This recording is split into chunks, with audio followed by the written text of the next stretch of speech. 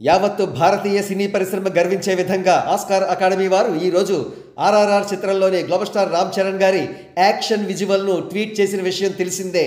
Academy వారు stunts డిజైన్కి సంబంధించి 2028వ సంవత్సరంలో ఒక క్రొత్త అవార్డును ఇంట్రడ్యూస్ చేయనున్న నేపథ్యంలో రామ్ చరణ్ గారి యాక్షన్ విజువల్ను వన్ ఆఫ్ ద బెస్ట్ విజువల్స్గా భావించి సదరు పిక్చర్ను తమ సోషల్ మీడియా ట్విట్టర్ అకౌంట్లో పోస్ట్ చేశారు. ఈ న్యూస్ను పలు national and state media houses report చేశాయి, గొప్ప కవరేజ్ ఇస్తున్నాయి. కానీ కొన్ని మీడియా హౌసెస్ పర్టికులర్గా కొన్ని వెబ్సైట్స్ మాత్రం ఈ న్యూస్ను కవర్ చేయలేదు. ఎందుకో తెలుసుకోబోయే ముందు అలా కవర్ చేయని మీడియా హౌసెస్ పేర్లు ఏమిటో తెలుసుకుందాం. స్నాక్స్ గాడు అలియాస్ M9 న్యూస్ గాడు, T360 గాడు, ABO గాడు, పానీపూరి గాడు, T2B గాడు, ఇంకా మరికొన్ని చిన్న చితక వెబ్సైట్స్. ఇంతకీ ఈ వెబ్సైట్స్ ఈ న్యూస్ని ఎందుకు కవర్ చేయలేదు? ఎందుకంటే ఈ వెబ్సైట్స్ అన్నీ కూడా భయంకరమైన కులగజ్జితో బాధపడుతున్నాయి. వాళ్ళ కులపు హీరో పిక్చర్ కాకుండా రామ్ చరణ్ గారి పిక్చర్ షేర్ చేయడంతో రగిలిపోతున్నాయి.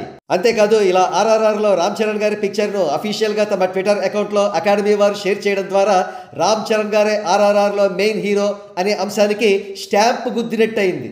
సరిగ్గా మనం చెప్పుకున్న ఈ అంశం గురించే ఈ వెబ్సైట్స్ అన్నీ కూడా కన్నీరు మున్నీరుగా విలపిస్తున్నాయి.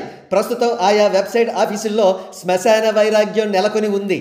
మరో ప్రక్క GA అనబడే గ్రేట్ ఆంధ్ర మూర్తి కూడా కుళ్ళిపోయి రగిలిపోతున్నాడు. కారణం మనోడు పేటీఎం బ్యాచ్ గాడు జనరల్ ఎలక్షన్స్ లో పవన్ కళ్యాణ్ గారు జగన్ రెడ్డి గారిని అధపాతాళానికి తొక్కేయడంతో గ్రేట్ ఆంధ్ర మూర్తి అప్పటి నుండి మెగా ఫ్యామిలీ హీరోలు అందరి పట్ల కూడా దారుణంగా రగిలిపోతున్నాడు.